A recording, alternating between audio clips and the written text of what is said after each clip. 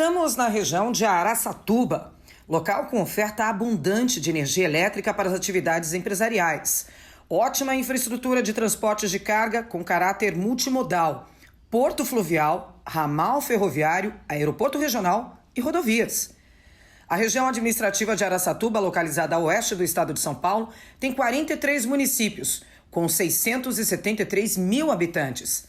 É uma das regiões paulistas menos povoadas também, como Prudente, com 36,2 habitantes por quilômetro quadrado. É aqui que fica um dos maiores complexos hidrelétricos do mundo, formado pelas usinas de Ilha Solteira, Engenheiro Souza Dias e Três Irmãos, responsáveis pela geração de 47% da energia no estado. A 10ª reunião das audiências públicas do orçamento, presidida pelo deputado Paulo Fiorilo, veio até aqui para ouvir as necessidades da população. Bom, o que é o plano plurianual? O plano é um plano do governo para os próximos 4 anos. Ele mostra em que áreas o governo vai investir ou terá gasto nos próximos 4 anos. Ele é a base para o orçamento também dos próximos 4 anos. Então, tem uma importância grande, porque ele vai orientar a elaboração dos próximos 4 orçamentos. E é nele que estão definidos os programas que serão realizados pelo governo e quais são os resultados esperados. Pode seguir. Bom, o que a gente percebeu já numa primeira análise? A gente comparou os 4 anos do PPA anterior, de 2016 a 2019, com os próximos 4 anos, de 2020 a 2023. Então, tem um crescimento de 15,6%. O orçamento total do governo cresceu 151 bilhões, comparando um e o outro. Mas, se a gente atualizar, a gente percebe que tem uma queda de 4,1%, ou seja, 48 bilhões a menos. Isso é um primeiro problema que a gente destaca, porque se a gente tem 4 anos pela frente, a gente precisava ter um crescimento real se comparado com o quadrimestre anterior. Então, é importante a gente ter clareza disso. Pode passar. Os outros problemas encontrados.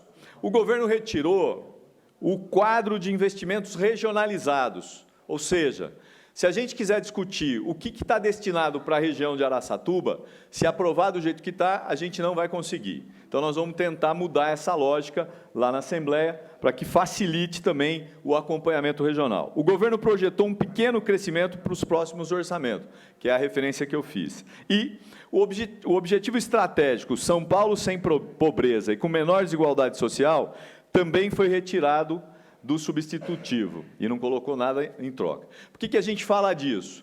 Porque nós estamos vivendo um problema grave, que não é só de cidade grande, de cidade média ou de cidade pequena. É um problema do Brasil. No estado de São Paulo, a gente tem 3,3 milhões de desempregados.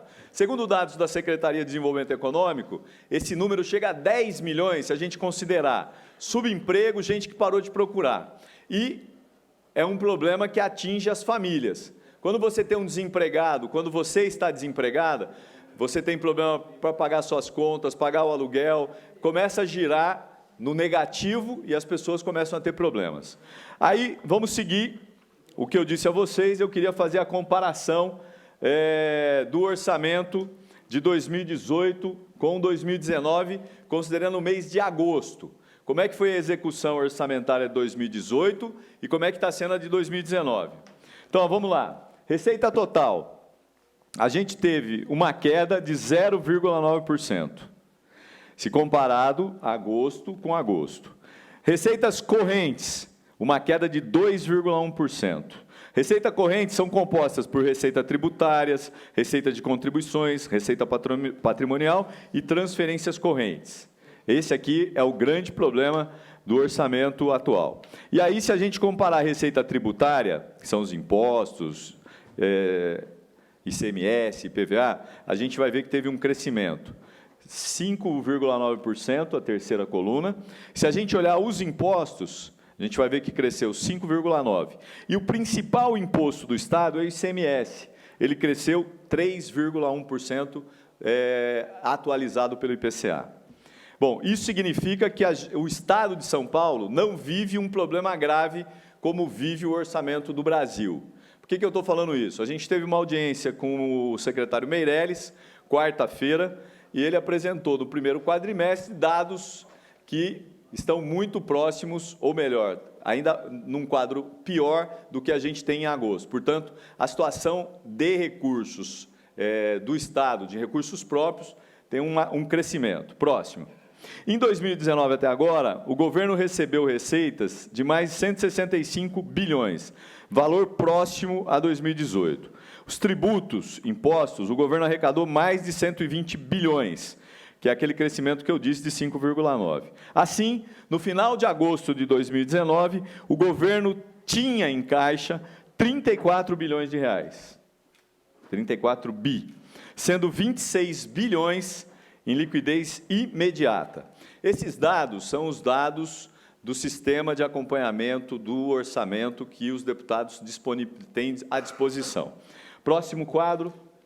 Bom, aqui a gente fez uma tabela para mostrar qual é a situação por área: saúde, educação, segurança e agricultura.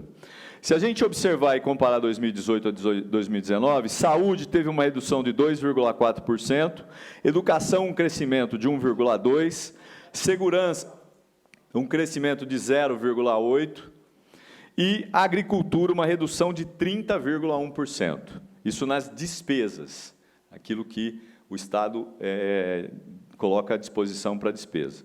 Mesmo com a dotação e arrecadação maior, o governo tem gastado, no total, quase o mesmo que 2018.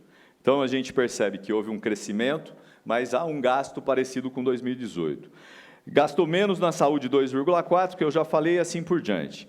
Aí a gente vai para o próximo quadro, que são juros e dívidas. Aqui está o principal problema do governo, do Estado, na situação atual. A grande parte dos recursos estão sendo utilizados para pagamento de despesas correntes. Juros e encargos da dívida cresceu 8,4% e a amortização da dívida cresceu 24%. Percebem que é um recurso grande que está sendo utilizado para pagamento de juros e amortização. Bom, aqui tem a explicação: o governo pagou até agosto mais de 7 bilhões de juros de dívida, um aumento de 8,4%, e pagou também até agosto 4,8 bilhões para amortizar a dívida. Foram quase 13 bilhões para juros de dívida, quase o mesmo gasto com a segurança pública que a gente viu lá. Próxima tabela, queria mostrar para vocês as despesas totais do governo, sempre comparando agosto com agosto. Se a gente olhar Araçatuba, que é a primeira linha, houve uma redução de menos 5%. 36 milhões a menos foram repassados para a região de Araçatuba, a região administrativa de Araçatuba. Próximo, investimentos do governo. Se a gente comparar agosto e setembro, Araçatuba, de novo, a região administrativa, teve uma redução de 18%. E o valor total de investimento do Estado caiu 32%. Portanto, todas as regiões administrativas, todas tiveram queda. Isso é um problema gravíssimo para os municípios, porque menos recursos para as cidades que mais precisam. A execução orçamentária do governo. Em 2019, o governo arrecadou, até agosto, 6,7 bilhões a mais do que 2018. É a próxima tela, por favor. Ao mesmo tempo, gastou menos 675 milhões com a saúde e agricultura em 2009, comparado com 2018. 2019 com 2018. Mas gastou 1,5 a mais com juros e dívidas em 2019, comparado com 2018. A região de Araçatuba recebeu 5% de recursos em 2019, a menos, comparado com 2018. Os investimentos, a mesma coisa, 22 milhões a menos, ou seja, 18%.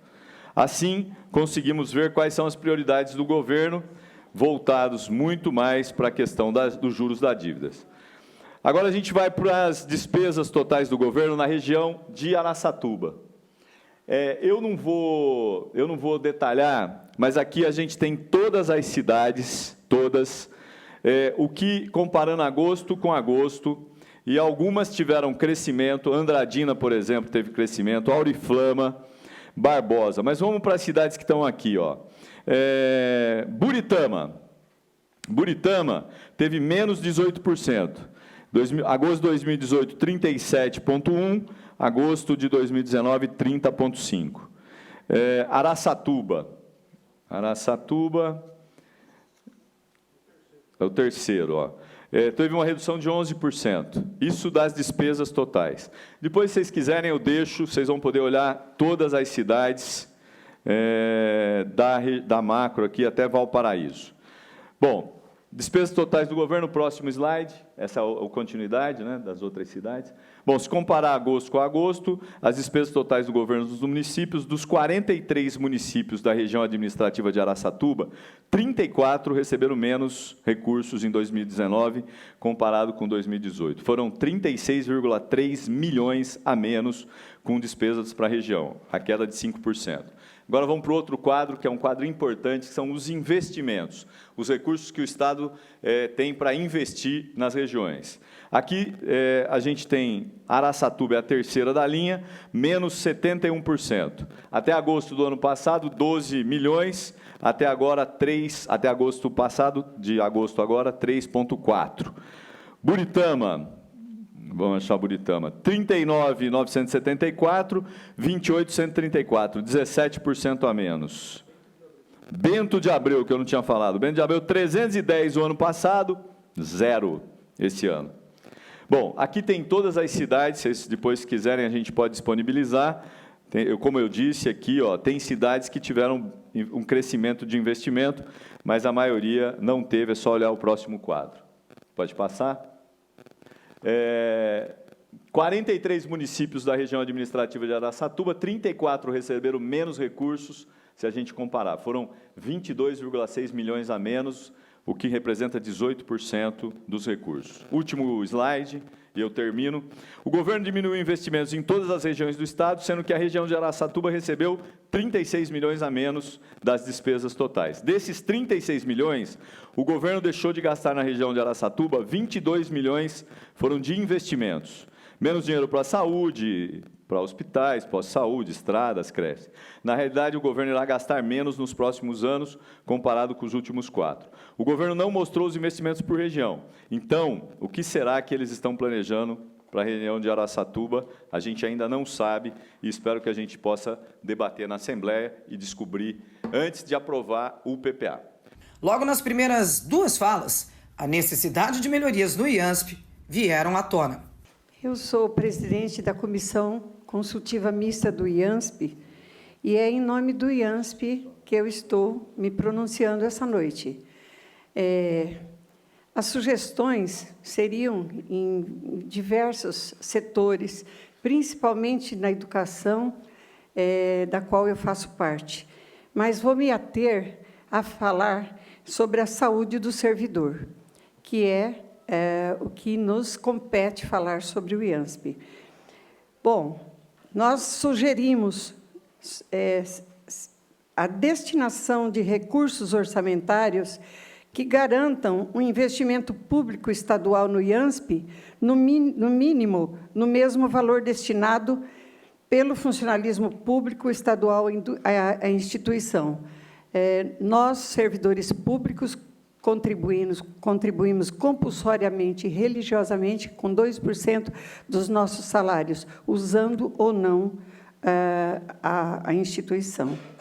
São anos de atendimento precário no Hospital do Servidor Público Estadual e na rede conveniada como um todo, seja para marcação de consultas ou para marcar exames de imagem com demora interminável, para além de 60 dias, filas que só aumentam com o passar do tempo. O Hospital do Servidor Público, sucessivas vezes, foi assunto de matérias na TV de maneira negativa. A situação dos funcionários públicos, usuários do IANSP, é precária, insuficiente e aflitiva. Falta dinheiro, pois o governador do Estado não coloca sua contrapartida patronal na mesma proporção dos nossos descontos do IANSP. Soma-se a esses problemas a falta de gestão. Os problemas são denunciados exaustivamente pelos representantes da CCM e IANSP e muito pouco é feito pela administração para resolvê-los. Só tem mais um minuto. Tá. A falta de pessoal para atendimento se agravou com a suspensão de concurso para médicos. Nós precisamos de um conselho administrativo, fiscal e consultivo.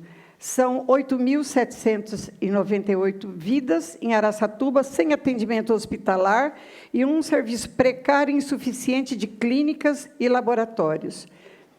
É imprescindível a destinação de recursos orçamentários do governo, no mínimo, no mesmo valor destinado pelo servidor público, que garantam aos usuários do IANSP um atendimento condizente com sua dignidade humana. Tenho mais ainda? Tem, pode seguir. Bom, sobre infraestrutura, previsão de recursos orçamentários para reformas, ampliações, modernização da infraestrutura de equipamentos sociais nas regiões paulistas, com piores indicadores dessa infraestrutura. O governo precisa fazer sua parte, contribuindo com os 2% aos cofres do IANSP, que são descontados compulsoriamente do nosso salário. Em Araçatuba, estamos há quase 120 dias sem atendimento hospitalar, pois, desde o dia 30 de maio, a Santa Casa de Misericórdia rompeu convênio com o IANSP, o que foi denunciado em várias matérias de jornais locais, porém, até agora, sem solução. Pacientes oncológicos que precisam de atendimento hospitalar para quimioterapias estão tendo que se deslocar para outras cidades distantes, pagando o próprio transporte. É muito grave a situação dos usuários do IANSP, não só aqui em Araçatuba, mas como em todo o estado de São Paulo. Então, a proposta maior que a gente foca nessa noite é cobrar do governo essa contrapartida patronal de 2% aos cofres do IANSP, para que os servidores públicos que pagaram a vida inteira o IANSP tenham uma vida digna, pelo menos em questão de saúde. Muito obrigado, dona Faustina. Amorim da Silva. Nós, servidores públicos, contribuímos compulsoriamente e religiosamente com 2% dos nossos salários, usando ou não a instituição. São anos de atendimento precário no Hospital do Servidor Público Estadual e na rede conveniada como um todo. A situação dos funcionários públicos, usuários do IANSP, é precária, insuficiente e aflitiva.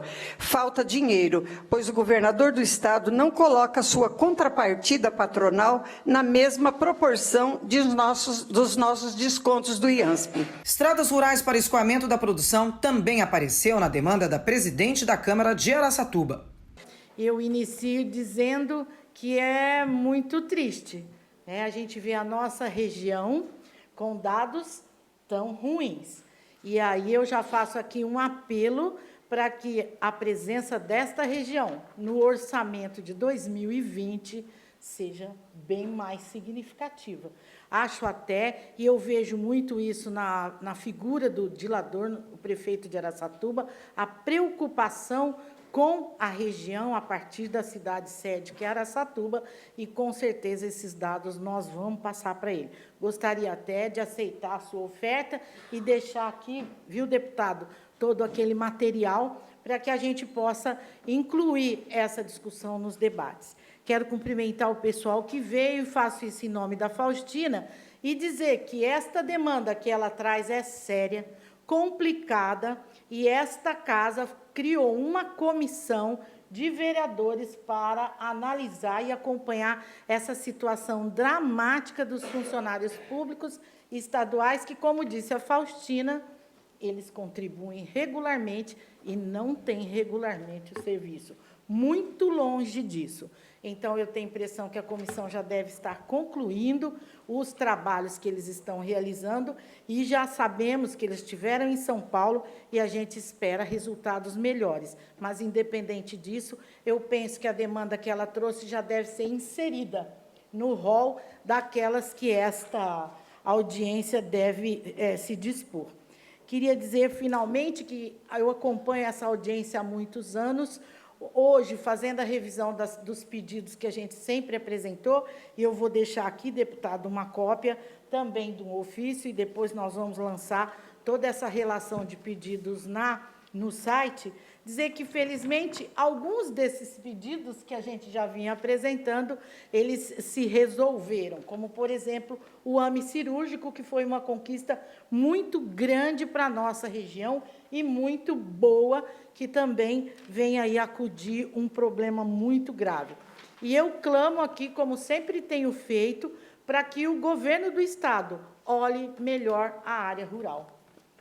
A gente teve programas muito bons, como o Melhor Caminho, que ajudou as prefeituras a melhorar a sua malha viária rural, e a gente pensa que isso é um cuidado muito especial que é preciso ter para o interior, principalmente. A gente pergunta para um produtor rural, para o pessoal da zona rural, qual é a primeira necessidade? Estrada. A segunda necessidade? Estrada. A terceira necessidade? Estrada. Porque sem estrada não é possível que tenha um mínimo de condições dignas de vida e de produção na área rural. Então, eu tomo a liberdade de passar a Vossa Excelência a nossa reivindicação através aí de um ofício, na expectativa de que deputados e o Executivo olhem com um olhar mais carinhoso para a nossa região. Apenas isso, e fica aqui o convite para comerem o nosso cupim casqueirado, que ninguém faz isso, viu, deputado? Lá no Bola 7 fazem muito bem, em outros lugares. Inclusive, quem criou o cupim casqueirado é um prestador de serviço dessa casa, que já foi servidor aqui também, o Montoro. E a gente já colocou em lei como um prato típico, o nosso cupim. Então, fica aqui Araçatuba à disposição de vocês e feliz de receber as pessoas que não são daqui, que voltem sempre para a nossa cidade. Muito obrigada. Muito obrigado. Eu queria só registrar duas questões aqui. A primeira é dizer que já está disponível ali o pendrive com o Emílio, para aqueles que quiserem utilizar aí das informações. Segundo, que eu já passei as mãos do assessor do presidente da comissão, Elton Moura, para que a gente leve as 16 reivindicações que foram apresentadas, além da questão que a dona Faustina já levantou. E, por fim, não menos importante, dizer que eu já tive a oportunidade, mais de uma vez, de experimentar o cupim do Montoro e a costela, que fica ao lado, para a senhora ver que eu conheço, né? O cupim fica na esquina e, para quem não quer cupim, tem uma costela ao lado. Então, muito obrigado pela sugestão. Tenho certeza que quem não é da cidade vai conhecer, o pessoal que veio de São Paulo, que veio de outros lugares. Bom, queria passar agora a palavra para a senhora Aurora Pereira. Senhora Aurora Pereira, CPP Araçatuba, CCM, é isso? Por aqui, pela minha esquerda, eu vou avisar a senhora do tempo, quando estiver faltando 1 minuto.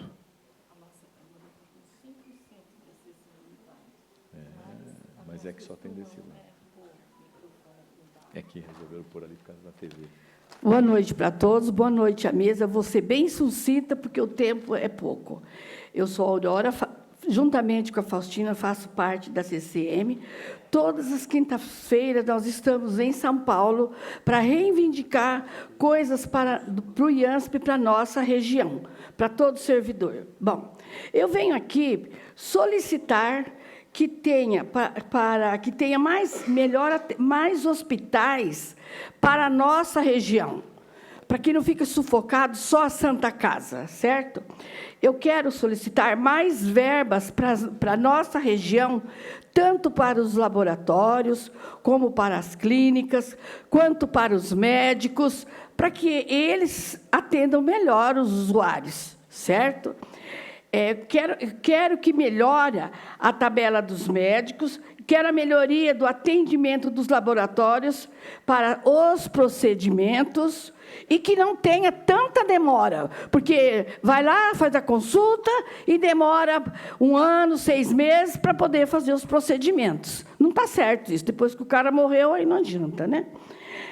Outra coisa, quando o doutor Polara ele tomou posse como superintendente lá do IANSP, ele foi lá na comissão consultiva mista e ele disse o seguinte, que ele iria criar em todas as cidades o credenciamento para todos os hospitais e que todos os hospitais iriam ter médico de todas as especialidades e que o paciente ele iria ali naquele hospital, ali ele ia ser atendido por tudo, que ele não ia ficar assim, vai com a guia aqui, depois vai com a guia lá, depois vai no médico, depois vai na Santa Casa. Não, você chegou lá, você é atendido naquele hospital com tudo, só que eu venho solicitar que ele cumpra com isso, porque chega de ficar andando, e vai tirar a consulta, e vai para o laboratório, e vai para a Santa Casa. Certo? É isso. Que ele, por favor, ele cumpra isso que ele disse para a diretoria da CCM de todas as cidades do dia que ele tomou posse. Muito obrigado.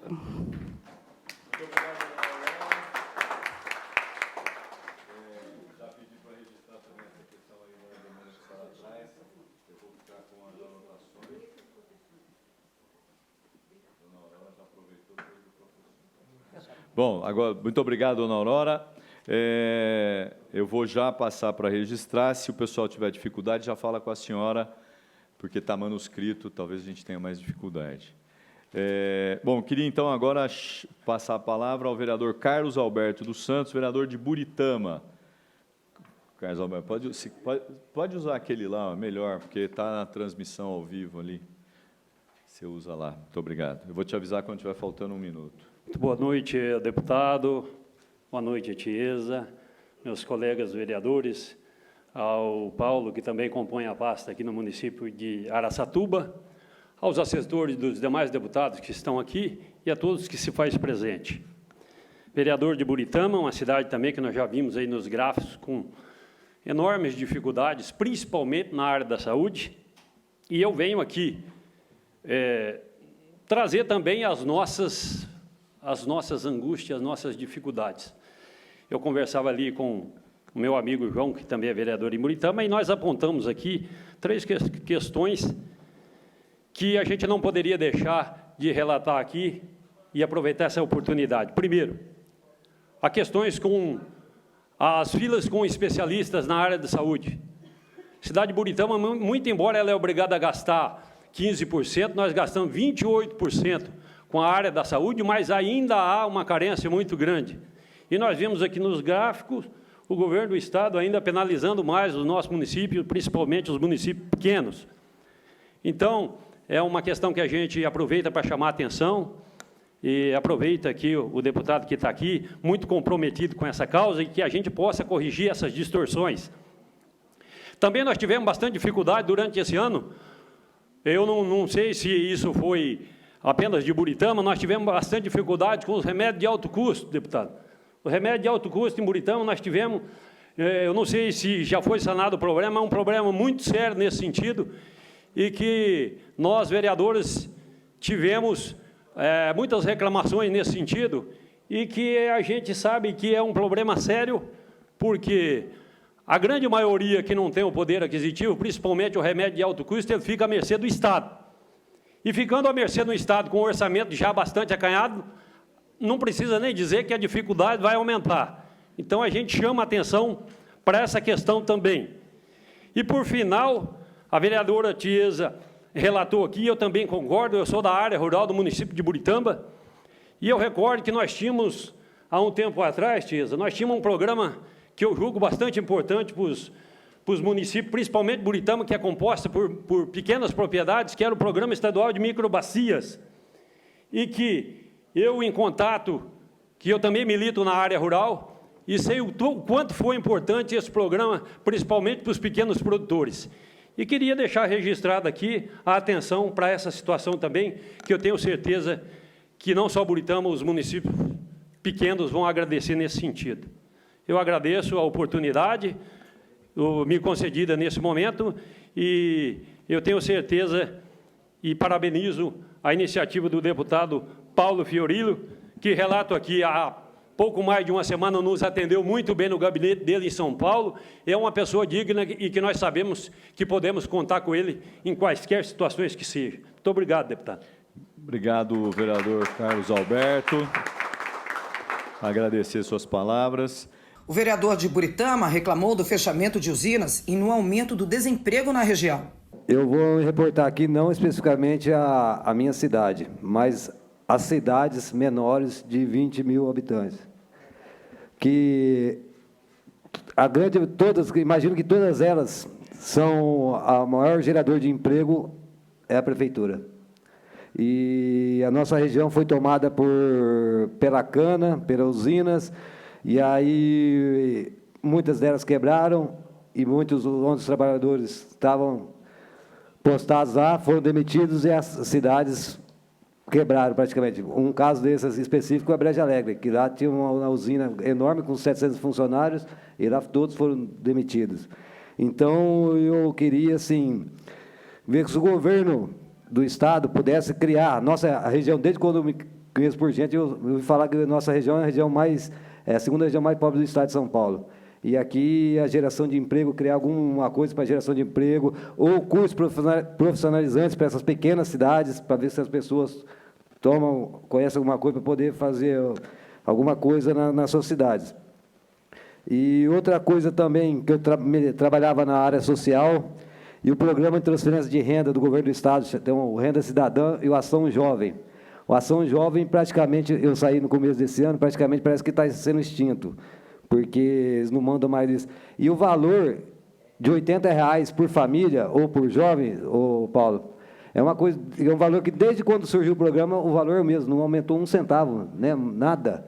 E agora eu vi que o Dória baixou o decreto logo no começo do ano, continuando com esse mesmo valor, um novo decreto sobre o programa de transferência de renda, ou Renda Cidadã, e continua esse mesmo valor, para ver se aumente um pouco isso aí, porque a inflação veio, tudo aumentando, e o programa...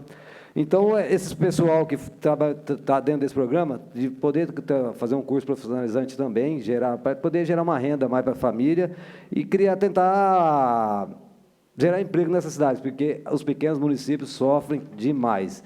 E outra coisa também é a ajuda das Santas Casas, que nem Buritama tem uma Santa Casa que atende 5 municípios, e lá só não fechou porque o prefeito também aumentou demais o repasse para a Santa Casa, porque o custeio está difícil, tudo está caro. O SUS a gente já sabe que é difícil, né, o deputado? Então, a minha demanda é essa daí. Obrigado, boa noite a todos. Queria agradecer aqui ao vereador João Luiz Pérez. Só para que a gente possa também ter clareza aqui, a gente tem um foco muito grande na questão da saúde, né, os hospitais da região, como disse a Aurora, a questão da verba para a saúde, do IANSP, que é essa demanda dos 2% que a Faustina trouxe, e a Tiesa coloca aqui um problema que é um problema grave, sério, que é a questão da zona rural, as estradas, a mesma que o Carlos levanta, mas também essa questão de aumentar repasses para a região. Acho que esse é um debate que nós vamos ter que fazer, porque não é possível, nesse momento tão difícil para os municípios, a gente ter menos recursos para serem investidos. Depois, tem essa questão, bom, o Carlos também falou da saúde, dos remédios de alto custo, e o João traz essa questão da transferência de renda, principalmente nesse momento de desemprego, dando como exemplo a cidade de Brejo Alegre. Mas não é só Brejo Alegre. Eu queria perguntar se mais alguém gostaria de levantar alguma sugestão, se essas aqui contemplam um pouco as demandas de quem veio. Bom, então, o que eu queria só, para a gente poder amarrar aqui e encerrar essa audiência antes do teto que eu tinha estabelecido. Isso é um recorde. Na questão do emprego, só aproveitar aqui os vereadores, o secretário João,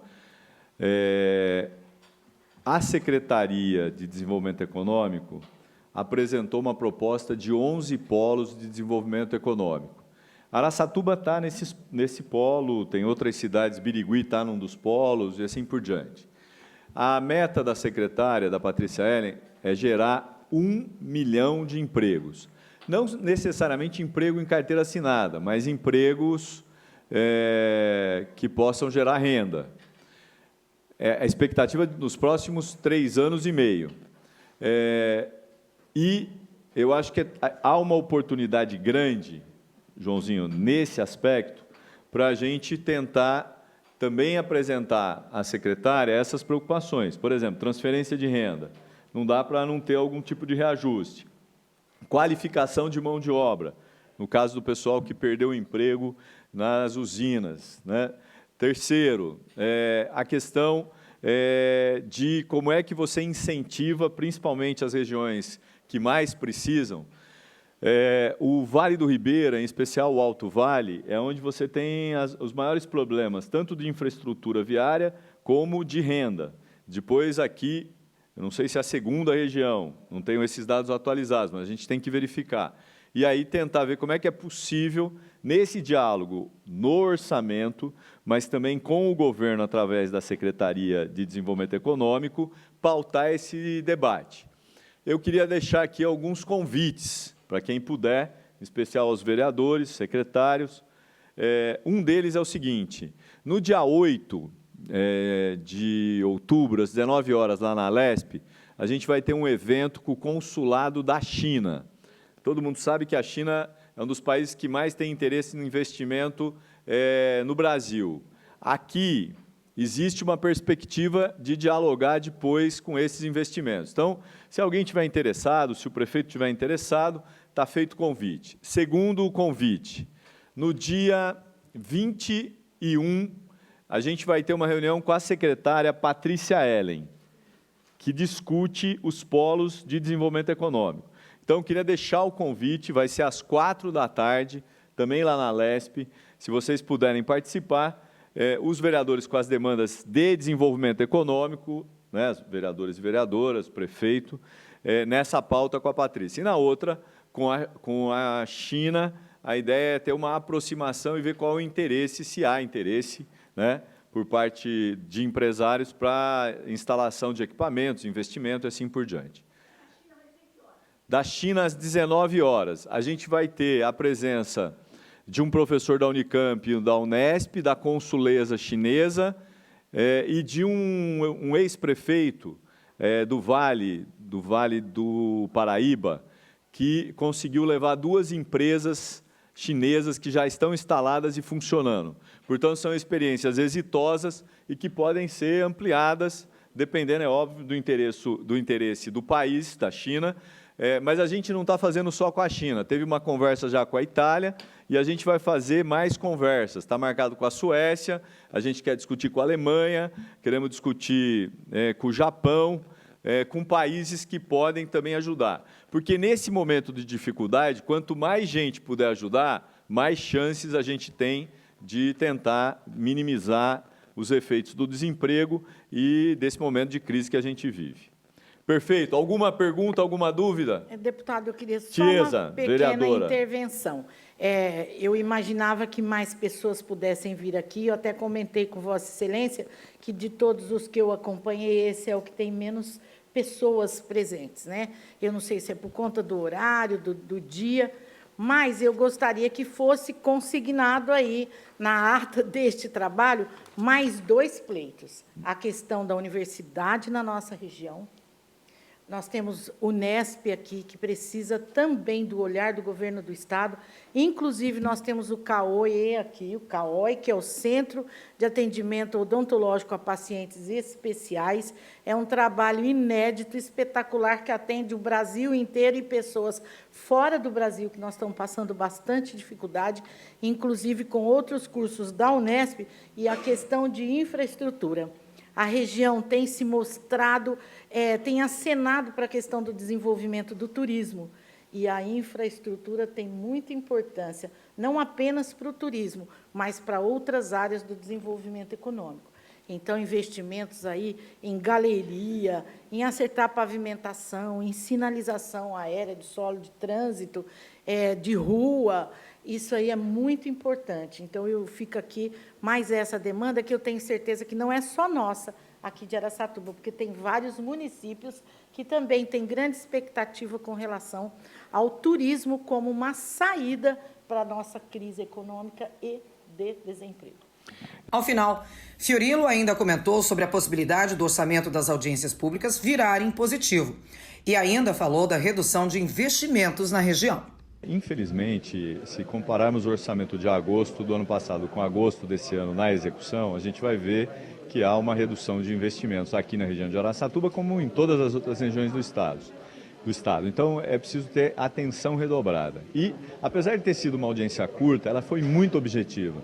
E ficou claro que há uma demanda na questão da zona rural das estradas, da saúde, do IANSP, e que nós precisamos agora levar esse debate para a Assembleia para que a gente possa tentar garantir, no mínimo, uma das prioridades aprovadas no orçamento do Estado para o ano que vem. É isso que garante, inclusive, que a gente possa voltar para uma próxima audiência, mostrando aquilo que foi feito e incentivando as pessoas a continuarem participando.